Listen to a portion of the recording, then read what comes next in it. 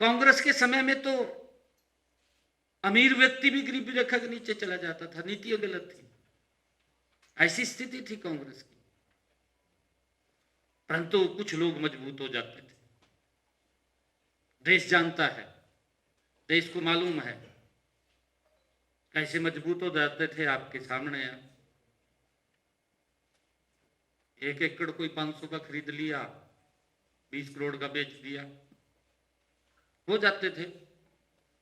किसान की दफा 4 लगाई दी, दफा 6 लगाई दी जमीन के ऊपर, किसान घूमता रहता था, किसान रोता रहता था, परंतु सुनता नहीं था कोई भी। फिर बड़े बड़े बिल्डर आते थे। ये इस प्रकार का सिस्टम था। परंतु मैं ये बताना चाहूंगा कि हमारी सरकार ने ट्रांसपेरेंसी तरीके से मोदी जी के नेतृत्व में काम कर रही है।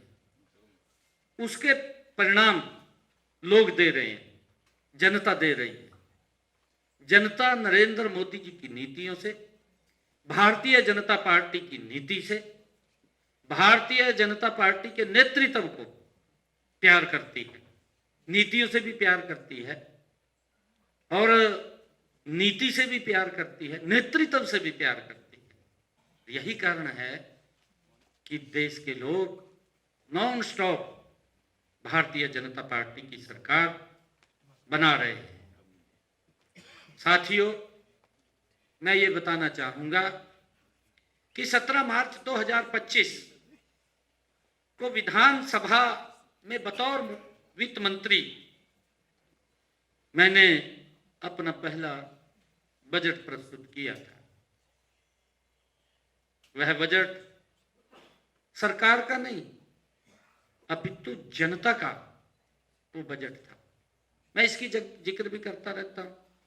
मैंने कई बार जिक्र किया है कि पहले तो लोग सोचते थे सरकार का बजट आ गया, फिर सोचते थे कि ये तो चुनावी बजट आ गया, इसमें रेवड़ियां होंगी, परंतु रेवड़ियां भी नहीं मिलती थी। इस प्रकार के बजट पूर्व में सरकारें वो करती थी, कोई जनाधार नहीं होता था। मैं बताना चाहूंगा सारा का सारा। परंतु हमने जो बजट, ये पहला बजट जो प्रस्तुत किया, जिसमें जनता के सुझावों से ही हमने उसको आकार दिया। जनता के सुझाव लिए, महत्वपूर्ण सुझाव आए, उन सुझावों के आधार पर बजट बना और उसमें हमने विभिन्न स्टेक होल्डर्स, उनसे सुझाव लिए। उनमें महिला वर्ग से हमने सुझाव लिया, हमने उद्योग जगत के लोगों से ही सुझाव लिए, हमने किसान वर्ग से सुझाव लिए, हमने युवा क्षेत्र के अंदर भी युवाओं से सुझाव लिए। अलग अलग स्टेक होल्डर से हमने जाकर के उनके बीच में सुझाव लिए और उसमें हमने 2000 जो पहला बजट मैंने प्रस्तुत किया था, 11 बैठकें की गई, 11 बैठकें उसमें की गई और 11 बैठकों में मेरे सामने 1592 सुझाव महत्वपूर्ण लोगों को मिले। ये पिछले बजट की मैं बात कर रहा हूं। मैंने उनमें से 706 सुझावों को, जो हमें 1592 सुझाव मिले थे, उनको देखा, चेक किया। जो महत्वपूर्ण सुझाव थे उनमें से 706 सुझावों को हमने बजट में शामिल किया है और 2025-26 के इस बजट में जब शामिल किया तो लोगों को लगा कि बजट तो हमारा है, ये बजट जनता का है, ये सरकार का बजट नहीं है। महसूस हुआ उनको। और साथियों, 25-26 का जो बजट है, उस बजट के अंदर उन सुझावों के आधार के ऊपर जो सुझाव हमें मिले, मैंने बजट के अंदर 248 घोषणाएं की उन सुझावों के आधार पर जो जनता ने सुझाव दिए। 248 घोषणाएं मैंने बजट में की। मुझे यह भी बताते हुए खुशी का हो रही है कि इनमें से 77 बजट घोषणाएं हमने अक्षरशः पूरी कर दी। 77 घोषणाएं हमने पूरी कर दी हैं। 165 घोषणाओं पर कार्य अंतिम चरण में है, गति से काम हो रहा है, लगभग पूरी होने वाली है। इन्हें भी जल्दी पूरा कर लिया जाएगा। और साथियों, वर्ष 2026-27 के लिए बजट बनाने की प्रक्रिया अभी चल रही है, जारी है। पूर्व बजट परामर्श की परंपरा को निभाते हुए मैंने विभिन्न क्षेत्रों के हितधारकों के साथ अब तक 13 बैठकें की हैं। इनमें से मुझे कुल 2199 सुझाव प्राप्त हुए, जो 13 बैठकें की। 2199 सुझाव प्राप्त हुए। इस बार हमने टेक्निक आ रही है, नई से नई टेक्निक आ रही है। हमने AI बेस्ड चैटबॉट का नया प्रयोग किया और उसका प्रयोग करते हुए इसके माध्यम से हमने प्रदेश के लोगों से सुझाव मांगे और प्रदेश के लोगों ने इस AI चैटबॉट के माध्यम से लगभग 12,400 सुझाव हमें मिले हैं। 12,400 प्राप्त हुए हैं। अभी भी मुझे पत्रों के माध्यम से, ईमेल के माध्यम से लोगों से अनेक सुझाव मिल रहे हैं।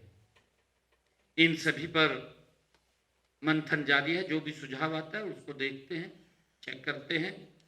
मैं आशा करता हूं कि इस बार कम से कम 4-5 हजार सुझावों को आगामी बजट 2026-27 में सम्मिलित किए जाएंगे, ऐसा मुझे अनुमान है, क्योंकि ये जनता के द्वारा दिए गए सुझाव हैं।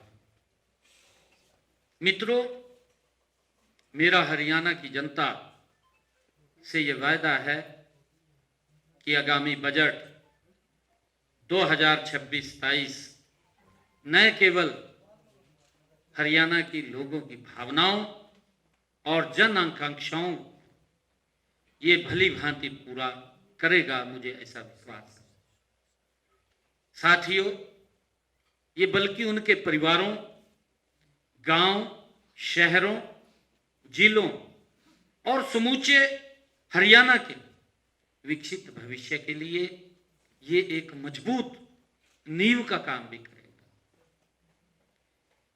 इतने सारे सुझावों को शामिल करने से उन्हें यह साफ दिखेगा कि यह बजट मैंने सरकारी दफ्तर में बैठकर नहीं, बल्कि उन्होंने स्वयं हरियाणा के लोगों ने इसको गढ़ा है, बनाया है। उनको ऐसा महसूस होता है क्योंकि उन्होंने सुझाव दिए हैं, हरियाणा के लोगों के सुझाव इसके अंदर है।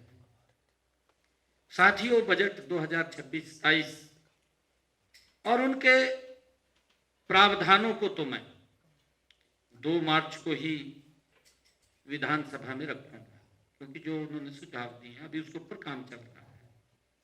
परंतु हरियाणा की अर्थव्यवस्था और राजकोष की स्थिति के बारे में आप सभी को मैं बताना चाहूंगा। साथियों, 29 जनवरी 2026 को योजना विभाग द्वारा जारी आंकड़ों के अनुसार राज्य का सकल घरेलू उत्पाद GDP 2025-26 के अग्रिम अनुमानित आंकड़ों के अनुसार 13,67,769 करोड़ रुपए रही, जबकि गत वर्ष के इन्हीं आंकड़ों के अनुसार वर्ष 24-25 में यह 12,13,951 करोड़ रुपए थी। ये आंकड़े दर्शाते हैं कि वर्ष 2025-26 में वर्ष 2024-25 के मुकाबले राज्य की जीडीपी ये 12.67% की दर से बढ़ी है। साथियों, राज्य की जीडीपी को उनकी जनसंख्या में अगर विभाजित करके प्राप्त होने वाले आंकड़े को प्रति व्यक्ति आय कहा जाता है, तो 29 जनवरी 2026 को जो योजना विभाग द्वारा जारी आंकड़ों के अनुसार 2024-25 में राज्य की प्रति व्यक्ति आय ये 3,58,171 रुपए रही, जबकि राष्ट्रीय स्तर पर प्रति व्यक्ति आय 2,19,575 रुपए है। साथियों, मुझे यह बताते हुए गर्व भी हो रहा है कि हरियाणा की प्रति व्यक्ति आय देश के शीर्ष 5 राज्यों में शामिल है। 5 राज्यों में। मैं यह भी बताना चाहूंगा कि पिछले 10 वर्षों में हरियाणा की प्रति व्यक्ति आय लगातार बढ़ रही है, लगातार बढ़ रही है। अगर हम 2014-15 की देखें, 2014-15 में राज्य की प्रति व्यक्ति आय 1,47,382 रुपए थी। इन आंकड़ों से यह स्पष्ट होता है कि पिछले 10 वर्षों में राज्य की प्रति व्यक्ति आय में लगभग 2.5 गुना की वृद्धि हुई है, लगभग 2.5 गुना। साथियों, 2024-25 में राज्य सरकार के सभी विभागों का वास्तविक खर्चा 1,75,801 करोड़ रुपए था। सभी विभागों का खर्चा 24-25 में। जबकि अगर हम देखें, क्योंकि इस प्रकार का दुष्प्रचार किया जाए, का खर्च ही नहीं हो रहा, का कोई काम ही नहीं हो रहा। भाई ठीक तरीके से देखिए, नजरिया देखने का होता है। उसी सड़क के ऊपर जा रहे, आधे घंटे में पहुंच रहे, फिर कह रहे का काम नहीं हो रहा, काम दिखाई नहीं दे रहा। फिर कैसे दिखाएगा? नजर तो है नहीं है देखने की। नजर भी तो देखने के लिए चाहिए, वो नजर है नहीं है देखने की, बस झूठ बोलना है। 2014-15 में यह केवल 61,904 करोड़ रुपए था। 14-15 में अगर बात करें इनके समय में, ये 61,904 करोड़ रुपए था। चालू वित्त वर्ष में 16 फरवरी 2026 तक सभी विभागों का वास्तविक खर्चा 1,59,747 करोड़ रुपए है। 1,59,747 करोड़ रुपए है। मुझे आशा है कि ये खर्चा 31 मार्च 2026 को यह आंकड़ा 2 लाख करोड़ रुपए के हो जाएगा। 2 लाख करोड़ रुपए, क्योंकि काम चल रहे हैं अभी, और लास्ट में कहीं ऐसे टेंडर होते हैं, वो सब काम चल रहे हैं। 2 लाख करोड़ रुपए ये हो जाएगा। 17 मार्च 2025 को, जो कि मेरे द्वारा प्रस्तावित बजट 2,05,017 करोड़ 29 लाख रुपए का बजट का लगभग 98% ये खर्च हो जाए। 98% का खर्चा ये होगा। ऐसा प्रदेश के इतिहास में ये पहली बार हुआ है कि 98% बजट जो हमने प्रस्तुत किया उसका 98% खर्चा हो गया। जो विपक्ष बार बार बोलता रहता है, कहा कोई खर्चा नहीं है, ये बात बोलता है।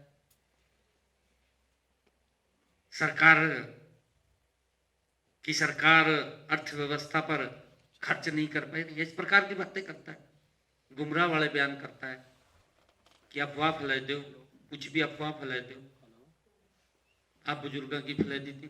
देखिए जिम्मेवारी तो बनती है ना, अगर कोई चीज है उसको वेरीफाई करना सरकार का दायित्व है। ऐसा नहीं है कि सरकार का कोई दायित्व नहीं, सरकार का दायित्व है अगर कोई कहीं दिक्कत आती है उसको वेरीफाई करना।